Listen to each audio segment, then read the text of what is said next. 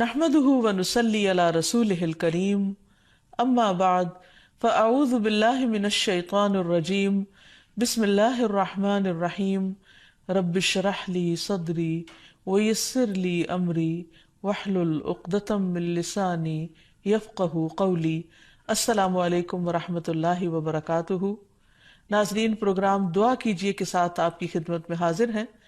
آج ہم انشاءاللہ قرض سے نجات کی دعائیں آپ کے ساتھ شیئر کریں گے۔ اللہ سبحانہ وتعالیٰ فرماتے ہیں وَقَالَ رَبُّكُمُ ادْعُونِي أَسْتَجِبْ لَكُمْ، تمہارا رب کہتا ہے کہ تم مجھ سے دعا مانگو، میں تمہاری دعا قبول کروں گا۔ تو انسان کسی بھی قسم کی جب مشکل میں ہو، خواہ وہ بیماری ہو، روحانی یا ذہنی پریشانی ہو، اولاد کی طرف سے کوئی پریشانی ہو یا مالی پریشانی ہو، تو ان تمام مواقع پر انسان کو اپنے رب ہی کو پکارنا چاہیے۔ یہ اللہ تعالیٰ کا وعدہ ہے کہ قُلِ اللَّهُ يُنَجِّيكُم مِّنْهَا وَمِن كُلِّ كَرْبٍ، اللہ تم کو اس وقتی تکلیف اور ہر قسم کی تکلیف سے نجات دیتا ہے، تو ہمیں اللہ تعالیٰ ہی کو پکارنا چاہیے۔ پھر اسی طرح اللہ تعالیٰ کو پکارنے سے پہلے اللہ تعالیٰ کی تعریف اور تعریف کے بے پناہ کلمات، اللہ تعالیٰ کی تعریف کے کلمات اتنے زیادہ ہیں کہ اگر انسان ان کو ساری زندگی بھی شمار کرتا رہے تو شمار نہ کر سکے۔ اس لیے نبی صلی اللہ علیہ وسلم نے تعریف کے جو کلمات سکھا دیے ہیں، اگر انسان ان کو سیکھ لے، ان کو یاد کر لے اور ان کے مطابق اللہ تعالیٰ کی تعریف کرے تو اس سے بہتر کوئی چیز نہیں ہو سکتی۔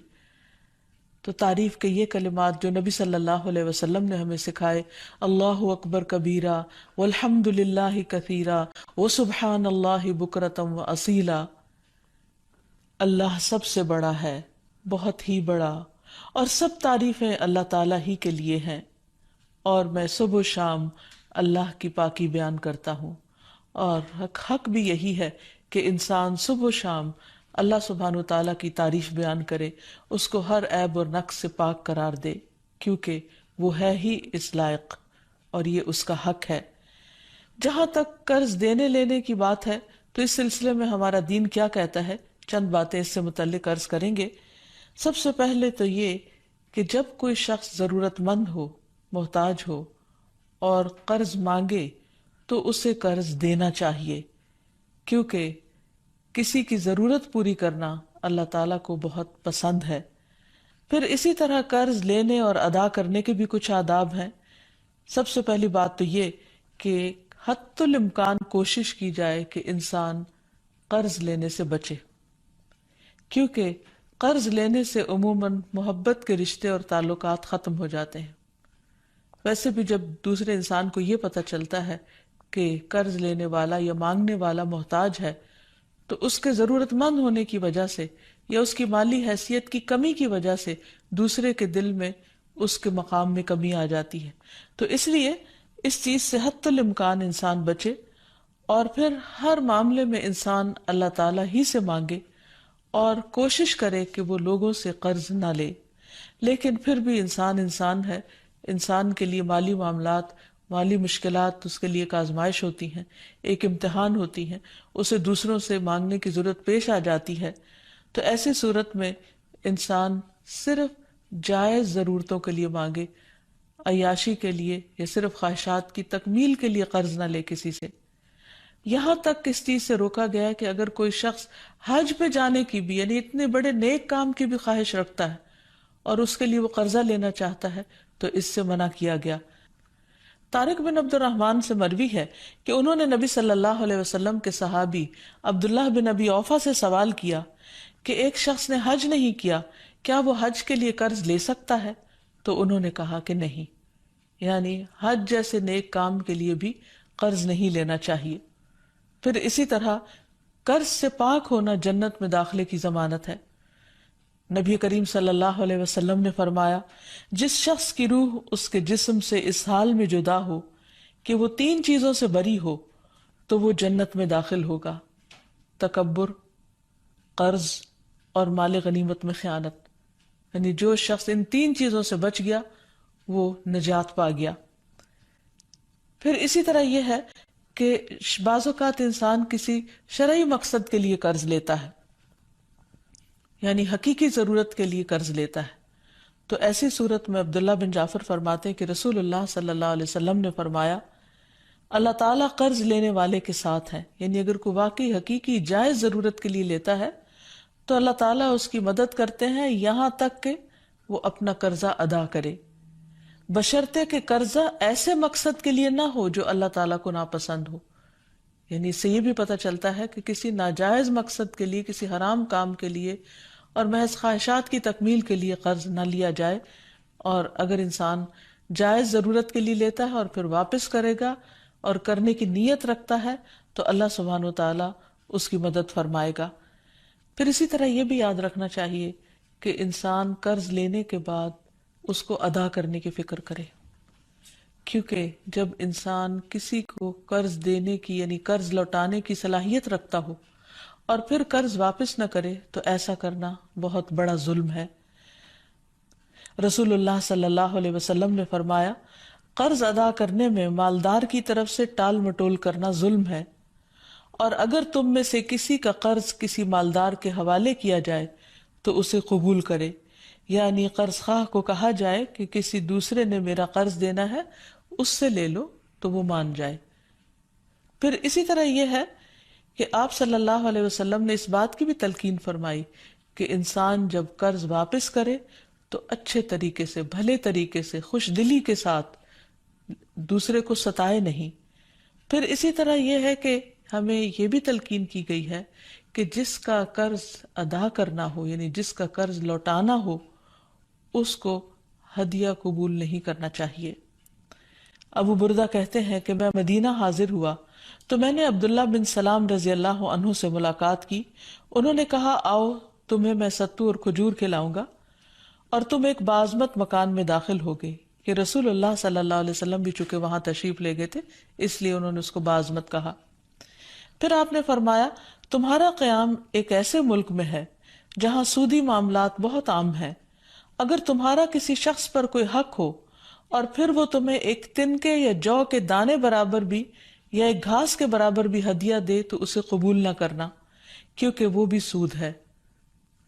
پھر اسی طرح ہمارے دین نے ہمیں یہ بھی سکھایا ہے کہ اگر کوئی شخص اپنا قرض نہ لوٹا سکتا ہو تو کوئی دوسرا شخص اس کی طرف سے ادا کر دے، یعنی انسان کسی اور کے قرض ادا کرنے کی ذمہ داری لے لے، کیونکہ رسول اللہ صلی اللہ علیہ وسلم نے فرمایا میں ہر مومن کے لیے اس کی اپنی ذات سے بھی زیادہ اس کے قریب ہوں۔ جو شخص قرض یا چھوٹی اولاد چھوڑ کر جائے تو ان کی پرورش میرے ذمہ ہے، اور جو شخص مال چھوڑ کر جائے وہ اس کے وارثوں کا ہے۔ تو اس سے یہ پتہ چلتا ہے کہ نبی صلی اللہ علیہ وسلم دوسروں کے قرض ادا کر دیا کرتے تھے۔ پھر اسی طرح زکوٰۃ سے بھی قرض کی ادائیگی کی جا سکتی ہے۔ قرآن مجید میں آتا ہے انما الصدقات للفقراء والمساکین والعاملین علیہا والمؤلفۃ قلوبہم وفی الرقاب والغارمین وفی سبیل اللہ وابن السبیل فریضۃ من اللہ واللہ علیم حکیم۔ بے شک صدقات تو دراصل فقیروں، مسکینوں اور ان کارندوں کے لیے ہیں جو ان کی وصولی پر مقرر ہیں، نیز تالیف قلب، غلام آزاد کرانے، قرضداروں کے قرض اتارنے، اللہ کی راہ میں اور مسافروں پر خرچ کرنے کے لیے ہیں۔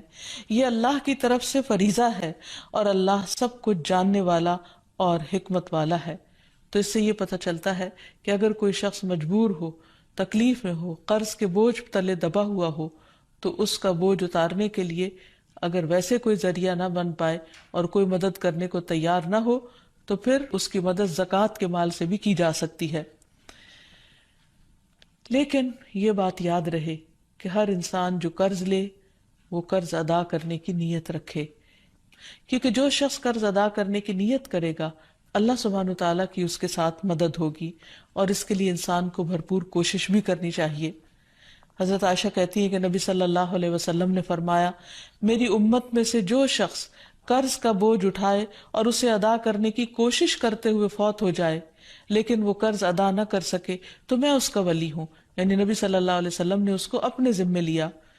پھر کیونکہ یہ ایک بہت بڑی نیکی ہے، ایک بہت بڑا ثواب کا کام ہے، پھر اسی طرح یہ ہے کہ انسان کو اس کی بہت زیادہ فکر بھی ہونی چاہیے۔ ابو ہریرہ کہتے ہیں کہ نبی صلی اللہ علیہ وسلم نے فرمایا، میرے لیے یہ بات باعث مسرت نہیں کہ میرے پاس احد کے پہاڑ برابر سونا ہو اور تیسری رات مجھ پر آ جائے اور ان میں سے 1 دینار بھی میرے پاس باقی ہو، یعنی اسے میں اللہ کے راستے میں خرچ نہ کر دوں، سوائے اس دینار کے کہ اس کو میں اپنے قرض کی ادائیگی کے لیے بچا رکھوں۔ یعنی آپ صدقہ کرنے سے زیادہ اس بات کو اہمیت دیتے تھے کہ قرض کو واپس کر دیا جائے، کیونکہ قرض کا ادا کرنا فرض ہے اور صدقہ خیرات جو ہے وہ ایک نفلی عبادت ہے۔ اسی طرح ہم دیکھتے ہیں کہ ہمیں یہ بھی سکھایا گیا ہے کہ جب کوئی فوت ہو جائے تو اس کے چھوڑے ہوئے مال میں سے سب سے پہلے قرض چکایا جائے اس کا، اور پھر اس کے بعد اس کی وصیت پوری کی جائے۔ قرآن مجید میں بھی اس کا تاکیدی حکم ملتا ہے۔ حضرت علی رضی اللہ عنہ فرماتے ہیں کہ رسول اللہ صلی اللہ علیہ وسلم نے قرض وصیت سے پہلے ادا کرنے کا حکم دیا، جبکہ تم لوگ قرآن میں وصیت کو پہلے اور قرض کو بعد میں پڑھتے ہو۔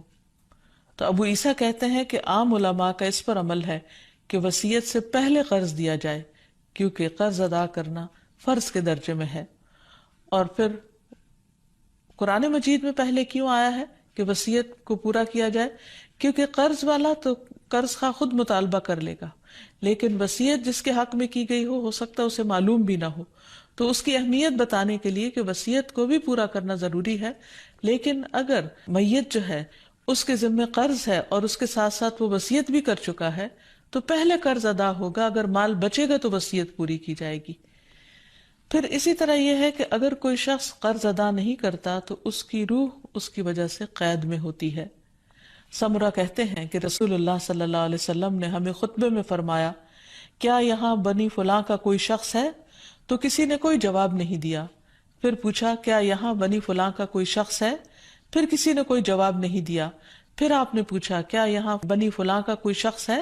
تو ایک شخص نے کھڑے ہو کر کہا کہ میں ہوں، اے اللہ کے رسول صلی اللہ علیہ وسلم۔ آپ نے فرمایا، پہلے 2 بار پوچھنے پر تم کو جواب دینے میں کس چیز نے روکا تھا؟ میں تمہیں تمہاری ہی بھلائی کی خاطر پکار رہا تھا۔ تمہارا ساتھی اپنے قرض کے سبب قید میں ہے۔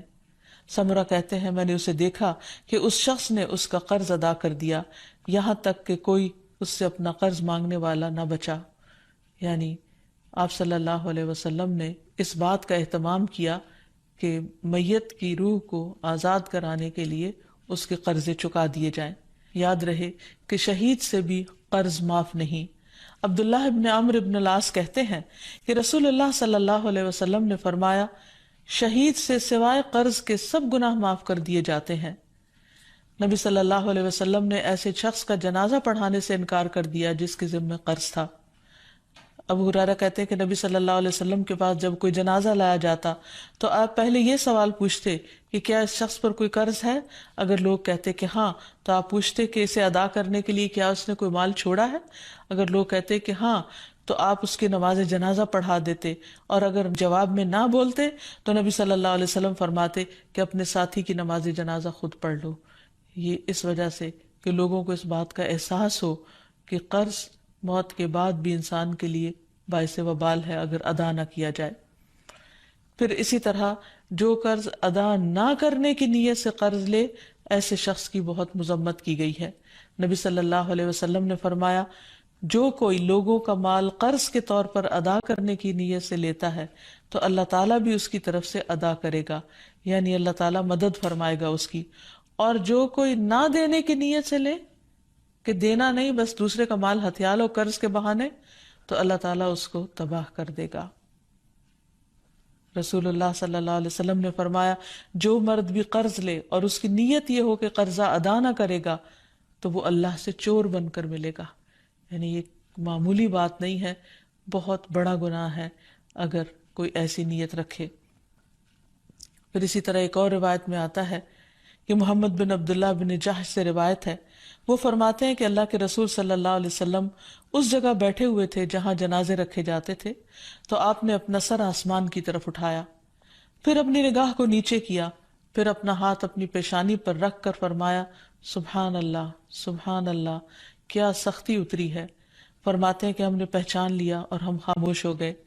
جب دوسرا دن ہوا تو میں نے رسول اللہ صلی اللہ علیہ وسلم سے پوچھا کہ کیا سختی ہے جو نازل ہوئی ہے؟ آپ نے فرمایا قرض کے بارے میں، اس ذات کی قسم جس کے قبضے میں میری جان ہے، اگر کوئی شخص اللہ کے راستے میں قتل کر دیا گیا ہو، پھر وہ زندہ ہو جائے، پھر مار ڈالا جائے، پھر زندہ ہو، پھر مار ڈالا جائے، اور اس پر قرض ہو، تو وہ جنت میں داخل نہ ہو سکے گا۔ یعنی یہ بہت بڑی بات ہے، اس لیے انسان کو عام حالات میں چھوٹی موٹی ضرورتوں پر قرض نہیں لینا چاہیے، لیکن اگر کوئی شدید ضرورت ہو تو ادا کرنے کی نیت سے لینا چاہیے، اور پھر ادا کرنے کی کوشش بھی کرنی چاہیے۔ پھر اسی طرح یہ ہے کہ اگر کوئی شخص مقروض مرے گا تو قیامت کے دن جس سے قرضہ لیا ہوگا اس کو مقروض کی نیکیاں دے دی جائیں گی، اور اگر اس کے پاس نیکیاں نہیں ہوں گی تو قرض دینے والے کی برائیاں مقروض کے ذمہ ڈال دی جائیں گی، اور وہ ان کی سزا بھگتے گا، کیونکہ وہاں درہم و دینار نہیں ہوں گے، صرف نیکیاں ہی ہوں گی۔ دوسری طرف ہمارے دین رحمت ہے، تو اس میں مقروض کو معاف کر دینے پر بھی بہت سی احادیث ہمیں ملتی ہیں، اور اسے ایک بہت بڑی نیکی قرار دیا گیا ہے۔ رسول اللہ صلی اللہ علیہ وسلم نے فرمایا کہ جو شخص قرضے پر مہلت دے اس کے لیے روزانہ صدقہ کرنے کا اجر ہے۔ بریدہ رضی اللہ عنہ سے مروی ہے کہ میں نے نبی صلی اللہ علیہ وسلم کو یہ فرماتے ہوئے سنا کہ جو شخص کسی تنگ دست مقروض کو مہلت دے دے اسے ہر دن کے عوض اتنا ہی صدقہ کرنے کا ثواب ملے گا۔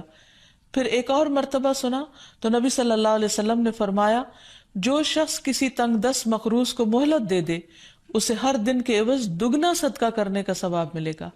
میں نے عرض کیا یا رسول اللہ صلی اللہ علیہ وسلم، پہلے میں نے آپ کو ایک گنا پھر دگنا ثواب کا ذکر کرتے ہوئے سنا تو نبی صلی اللہ علیہ وسلم نے فرمایا قرض کی ادائیگی کی مہلت کا وقت آنے سے قبل اسے روزانہ ایک گنا صدقہ کرنے کا ثواب ملے گا، اور قرض کی ادائیگی کی میعاد گزرنے کے بعد مزید مہلت دینے پر دگنا ثواب ملے گا۔ تو اس سے یہ پتہ چلتا ہے کہ جتنی جو مقروض کو ڈھیل دیتا ہے اس کے لیے اجر اتنا ہی زیادہ بڑھتا چلا جاتا ہے۔ پھر قرض کا اجر جنت کے دروازے پر بھی لکھا ہوا ہے۔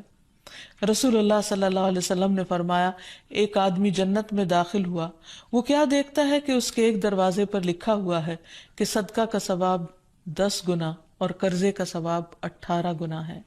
یعنی اگر کوئی شخص کسی کو کچھ 1 روپیہ دیتا ہے تو اس کے بدلے میں اس کو 10 نیکیاں ملتی ہیں، لیکن اگر کوئی شخص قرض کے طور پر کسی کو دیتا ہے تو اس کے بدلے میں 18 نیکیاں اس کو ملتی ہیں۔ پھر اسی طرح نبی صلی اللہ علیہ وسلم نے فرمایا ایک شخص لوگوں کو قرض دیا کرتا تھا اور اپنے نوکروں سے اس نے یہ کہہ کر رکھا تھا کہ جب تم کسی کو مفلس پاؤ تو تم اسے معاف کر دیا کرو، ممکن ہے کہ اللہ تعالی ہمیں بھی معاف فرما دے۔ رسول اللہ صلی اللہ علیہ وسلم نے فرمایا کہ موت کے بعد جب وہ اللہ سے ملا تو اللہ تعالیٰ نے اس کو بخش دیا۔ تو گویا جو دنیا میں دوسروں کے قرض معاف کر دیتا ہے قیامت کے دن اللہ تعالیٰ اس کو معاف کر دے گا۔ پھر اسی طرح قرض معاف کرنے والے قیامت کے دن عرش الہی کے سائے تلے ہوں گے۔ رسول اللہ صلی اللہ علیہ وسلم نے فرمایا جس نے تنگ دست کو مہلت دی یا اس کا قرض معاف کر دیا تو اللہ تعالیٰ قیامت کے دن اسے اپنے عرش کے سائے میں رکھے گا، جبکہ اس کے سائے کے سوا کوئی سایہ نہ ہوگا۔ ایسے شخص کو قیامت کے دن کی سختیوں سے بھی نجات ملے گی۔ پھر یہ بھی ہے کہ جو شخص کسی کو قرض معاف کر دیتا ہے اسے قیامت کے دن کی سختیوں سے نجات مل جاتی ہے۔ رسول اللہ صلی اللہ علیہ وسلم نے فرمایا جس کو یہ پسند ہو کہ اللہ تعالیٰ اسے قیامت کے دن کی سختیوں سے نجات دے دے تو اسے چاہیے کہ وہ مفلس کو مہلت دے یا اسے معاف کر دے۔ اور آخر میں دعائیں ادائیگی قرض کے لیے، سب سے پہلی بات تو یہ کہ انسان اللہ تعالیٰ سے مدد مانگے، کیونکہ وہ بہترین مولا اور بہترین مددگار ہے، نعم المولا و نعم النصیر۔ اور پھر یہ ہے کہ اگر انسان فکر کرتا ہو اور ادائیگی کی کوشش کرتا ہو تو اس کے ساتھ ساتھ بھی دعا کرتا رہے تاکہ اللہ سبحانہ وتعالیٰ اس کا قرض ادا کروا دے۔ اس سلسلے میں حضرت علی رضی اللہ تعالیٰ عنہ کی ایک حدیث ہے کہ ایک غلام ان کے پاس حاضر ہوا جو زر کتابت ادا کرنے سے عاجز ہو گیا تھا، یعنی آزادی کی قیمت دینے سے عاجز ہو گیا تھا، اور عرض کیا کہ میری مدد فرمائیے۔ حضرت علی نے فرمایا کہ میں تمہیں ایسے کلمات سکھاتا ہوں جو رسول اللہ صلی اللہ علیہ وسلم نے مجھے سکھائے تھے، اگر تمہارے اوپر پہاڑ کے برابر بھی قرض ہوگا تو بھی اللہ تعالیٰ تیری طرف سے ادا کر دے گا۔ یوں کہا کرو اللہم اکفنی بحلالک عن حرامک واغننی بفضلک عمن سواک۔ اے اللہ مجھے حلال مال دے کر حرام سے باز رکھ اور مجھے اپنے فضل سے اپنے علاوہ دوسروں سے بے نیاز کر دے۔ اسی طرح ایک اور روایت میں آتا ہے، حضرت انس سے روایت ہے کہ رسول اللہ صلی اللہ علیہ وسلم نے حضرت معاذ سے فرمایا، کیا میں تمہیں ایسی دعا نہ سکھاؤں جس کے ساتھ تم دعا کرو اگر تم پر احد کے پہاڑ برابر بھی قرضہ ہو تو اسے اللہ تعالیٰ تم سے ادا کر دے گا۔